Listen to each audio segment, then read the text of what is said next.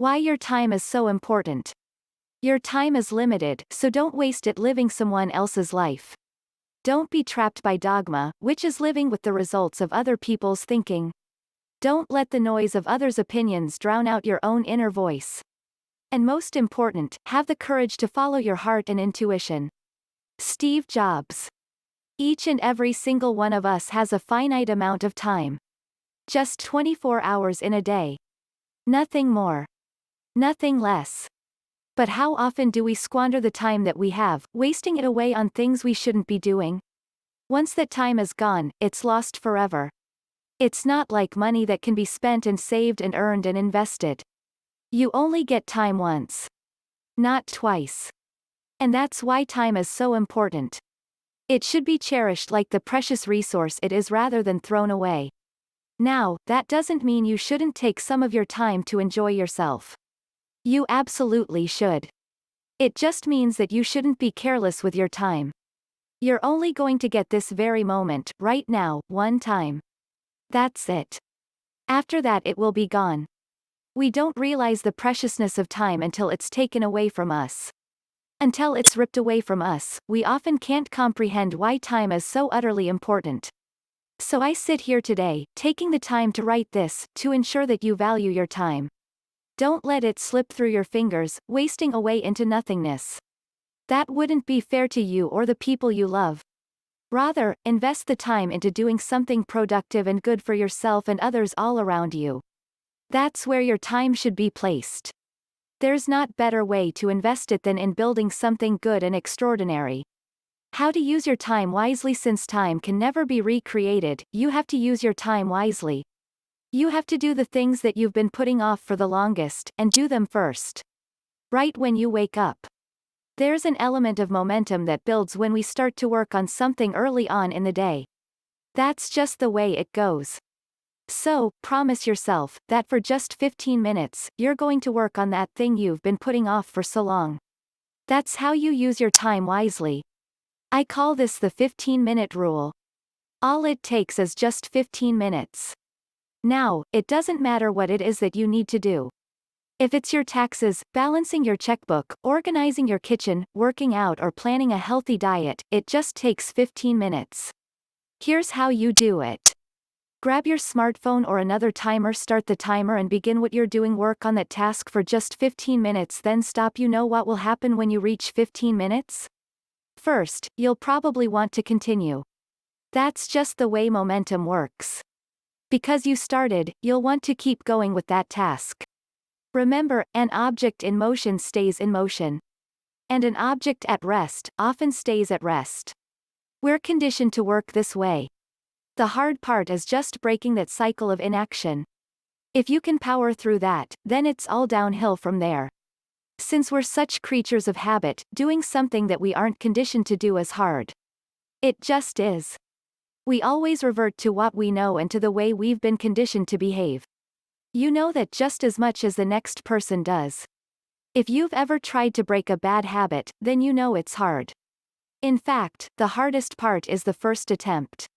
Did you know that habits take anywhere from 18 to 254 days to make or break? That's pretty powerful. The hardest part of breaking any habit is that first attempt. It gets considerably easier after that. When you have a few days behind your belt, it becomes more automatic. After a few weeks, it's almost habitual. Your neural pathways are rewired and you start thinking and behaving differently. You barely have to give it a thought. It moves from the conscious mind to the subconscious mind. Don't waste your time. Every moment is precious. If you've ever had someone close to you pass away, you already know that. But just knowing often isn't enough. We still waste time because we're creatures of habit. We'd rather not deal with the pain associated with taking massive action for fear of failure. What will everyone think? What will they say when they see you try and not reach whatever goal you're trying to reach? At the end of the day, other people's opinions of you don't matter. Life is short. Don't waste it. Pursue your passions. Wake up feeling energetic and go out into the world and do something great. Add value. Give. Help. Contribute. Learn from others. and grow in the process. Become a better human, willing to serve your fellow man, giving to others even when you feel like you have nothing to give. I'm not talking about money. I'm talking about time. It's so important. Instead of pilfering it away, use it for good. Instead of binge-watching series on television, go out there and donate the same time to others. Do you know how good that'll make you feel? Just step outside of your comfort zone. It doesn't make much. All it takes is a willingness to break the shackles that bind you to your old habits and ways. But even if you don't contribute your time to others, don't waste it. There is so much that we need to accomplish and so much that we need to achieve that wasting time doesn't serve you. Anything that will zap your energy will take away your time. So don't engage in things that'll make you feel depleted.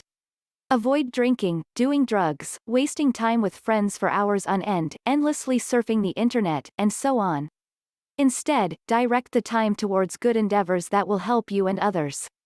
Your why is important to your time. What do you want out of life? What are your goals?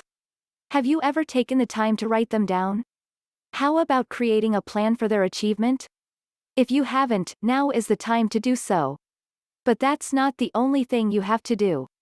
You have to know why you want what you want. Your why is so important to your time because it sets the bar.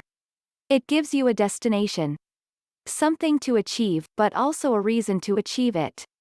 When your why is important, you'll do virtually anything it takes to get there. It burns like a fire inside of you. Identifying it and pulling it out is where the real magic happens. Once you know why you want something, deep down inside, then you'll do anything it takes to get there. I remember seeing a guy named Joe Stump speak at Dean Graziosi and Joe Polish's 100K group, and he gave a talk called 7 Layers Deep. It basically means that we all have reasons for doing things and wanting things. But often, the first reason is the superficial reason. As we go deeper and question each of those reasons, we come up with a deeper and more profound reason. When you can't go any further, it's your why, and that's the reason you have for doing what you're doing. It often starts in the mind and moves to the heart. When it gets to your heart, that's when it becomes profound. So, how does this work?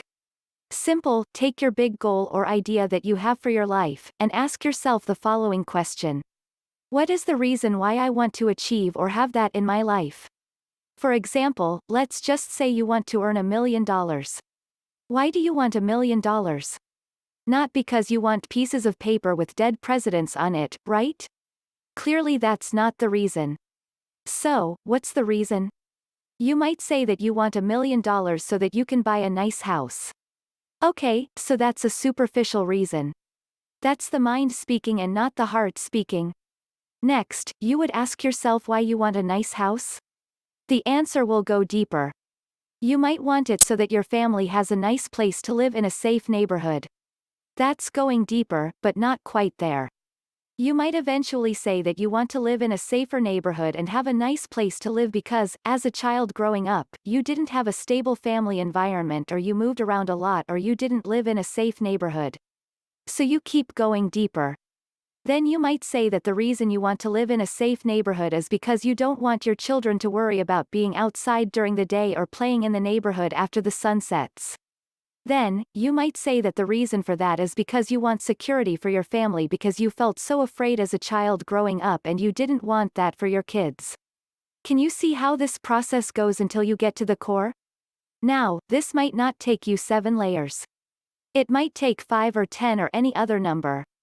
But you keep going until the question equals the answer. Understand how that works? Coming up with a strong enough reason why you have to do something will make you be much more aware of the time that you spend on any endeavor. It's a super strong motivator to say the least. How to manage your time clearly? You have to manage your time properly.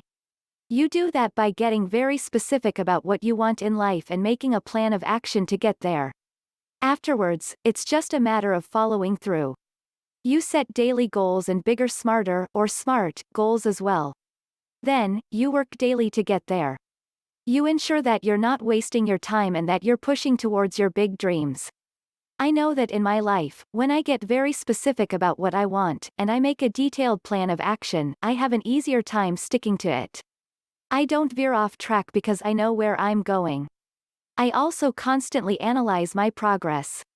If on one particular day I'm falling behind, I know it and I can correct it. When you track your results, it's easier to see that. This works for any goal that can be quantified. And the truth is that your goals absolutely should be quantified. Otherwise, how else will you know you're making progress? For example, if you want to lose weight, track the pounds or kilograms that you lose. Check your inches, because sometimes you don't lose weight and just inches. And you have to do this every day. If it's a money goal to save a certain amount of money, do the same thing but only with money. Track it every day and be very meticulous about it. Clearly, there's only so much time in the day to pursue our goals. Especially if you're working a full-time job, you can't expect to achieve big things when you don't have much time. That's why you have to squeeze every last second out of the day and make it efficient. Be careful of how much time you waste. Don't spend it doing things that aren't going to add to your life. Spend it on things that are going to help you and your family live the life of your dreams. That's why time is so important. It can truly be used for good. But it can also be used for bad. It's the most precious commodity that we all have because no one can make any more of it. The clock is counting down until your impending death and demise. I don't say that maliciously. I say with the greatest intentions to help you see that you don't have much time. Neither do I, neither do the rest of us. So use it wisely. Don't waste it.